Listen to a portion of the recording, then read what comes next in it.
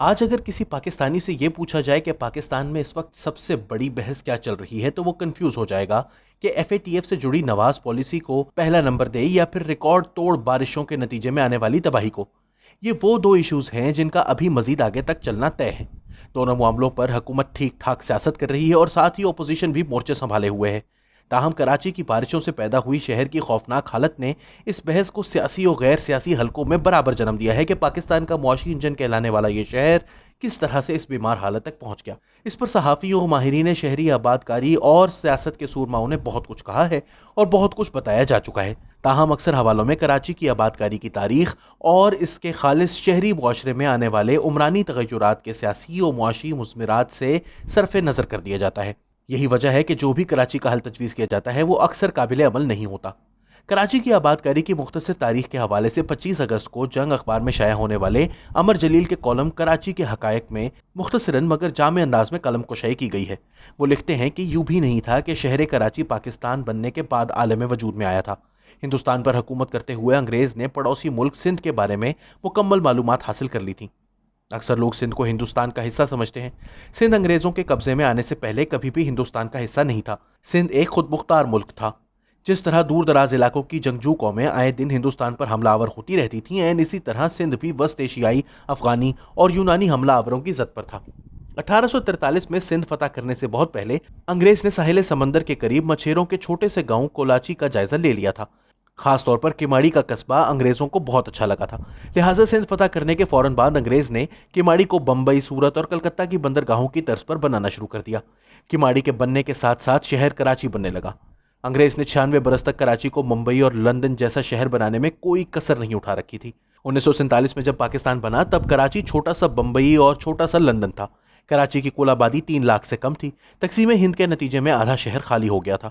ہندو اور سکھوں کے ساتھ ساتھ زیادہ تر پارسی، عیسائی، یہودی، جین اور بدھ مت کے پیروکار ایرانی ہندوستان سے آ کر کراچی کو بسانے والے کراچی چھوڑ کر چلے گئے۔ تقسیم ہند کے نتیجے میں بر صغیر کے کسی ایک شہر کی مثال نہیں ملتی جو کراچی کی طرح خالی خالی ہو گیا ہو۔ خونریز فسادات کے نتیجے میں ہندوستان سے نقل مکانی کر کے راجستھان سے سندھ میں داخل ہونے والوں نے کراچی کا رخ کیا۔ وہ لوگ اس قدر تیزی سے کراچی میں آنے لگے کہ کراچی کے اسکول اور کالج بند کر کے ان میں مہاجر کیمپ قائم کیے گئے۔ دسمبر 1947 تک کراچی کے چپے چپے پر مہاجر نظر آنے لگے، جن کو مہاجر کیمپوں میں سر چھپانے کی جگہ نہ ملی۔ انہوں نے فٹ پاتھوں، پارکوں، باغ باغیچوں، مندروں اور گردواروں میں ڈیرے ڈال دیے۔ ہندوستان سے آنے والوں کی کراچی میں آمد اس قدر تیزی سے بڑھنے لگی کہ شہر کا انتظام حکومت کے ہاتھوں سے نکل گیا۔ اس وقت کراچی 2 حکومتوں کا کیپٹل تھا، ایک سندھ صوبہ کی حکومت اور دوسرے حکومت پاکستان یعنی مرکز کی حکومت کا۔ ہندوستان سے آنے والوں میں متروکہ املاک، جائیداد اور فلیٹوں کی الاٹمنٹ کا سلسلہ پوری کرپشن کے ساتھ جاری تھا۔ دوسری طرف آنے والوں نے شہر بھر میں ہندوؤں اور سکھوں کے خالی پڑے ہوئے فلیٹوں اور مکانوں پر قبضہ کرنا شروع کر دیا۔ ہمارے یہاں اعداد و شمار ناقص ہوتے ہیں۔ میں سمجھتا ہوں 1 سال کے اندر کراچی کی آبادی 3 گنا یا 4 گنا ہو گئی تھی۔ کراچی کی آبادی اس قدر تیزی سے بڑھنے لگی تھی کہ 2 حکومتوں سے ایک شہر سنبھالا نہیں جا رہا تھا۔ اور ایک بار پھر متنوع الثقافت ہجرت اس وقت ہوئی جب جنرل ضیاء الحق نے افغان جہاد میں ملک کو جھونک دیا۔ افغانستان، قبائلی علاقوں اور اس وقت کے صوبہ سرحد سے بڑی تعداد میں پشتون مہاجرین یہاں آ بسے۔ یہی سلسلہ 2007 اور اس کے بعد کے آنے والے آپریشنز میں جاری رہا۔ اب آبادی کے سمندر کو سموئے اس شہر میں چھوٹے شہروں اور دیہات سے نقل مکانی کرنے والا انسان اپنی شناخت ڈھونڈتا تھا کہ اس میں ایک نفسیاتی تحفظ نصیب ہوتا، اور پھر یہاں تو سب شناختیں موجود تھیں۔ اردو اسپیکنگ مہاجر، پنجابی، پشتون اور سندھی سے لے کر سنی، شیعہ، وہابی، پارسی، سکھ، عیسائی، ہندو تک یہاں تو سب بستے تھے۔ کم وسائل کے مقابلے میں آبادی کے سمندر نے ایک عمومی عدم تحفظ اس معاشرے میں پیوست کر دیا۔ معاشرے کی متنوع الشناخت ساخت نے متصادم معاشی اہداف طے کروا دیے، اور یہ متصادم شناختیں متحارب ہو رہیں، علاقے بٹ گئے، روز لاشیں گرتیں۔ یہ معاشرے کی ایسی قطر بیون تھی جو کہ اپنے اثر میں ہی تخریب کا مادہ رکھتی تھی۔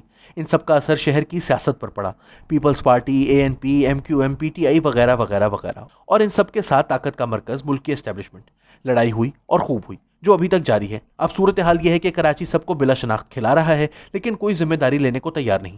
وہ جو اپنی قومی شناخت کی بنیاد پر علاقے بانٹ لیتے تھے یا پھر جن کو مذہبی شناخت اور اثر و رسوخ پر مان تھا، وہ بھی نہیں جو سیاسی طور پر اس صوبے کے حکمران ہیں کہ کراچی سے ووٹ نہیں ملا، وہ بھی نہیں جو ملک کے سیاسی سربراہان ہیں کہ سندھ میں مخالف حکومت ہے، اور وہ بھی نہیں جو مقامی حکومتوں کے والی رہے۔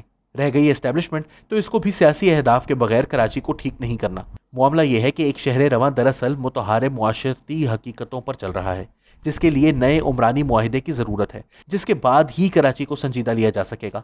अब तक की हुकूमतों की संजीदगी तो देखिए कि गुज़िश्ता रोज ही कराची के साबिक एडमिनिस्ट्रेटर जियो न्यूज़ के प्रोग्राम में बता रहे थे कि मुंबई हो या इस्तांबुल, कराची से छोटे शहर भी हों तो इनकी बल्दिया 600 से 700 अरब के आसपास हैं, और मुल्क को चलाने वाले कराची का निजाम चलाने के लिए बल्दिया कराची को 50 से 60 अरब रुपए मिलते हैं।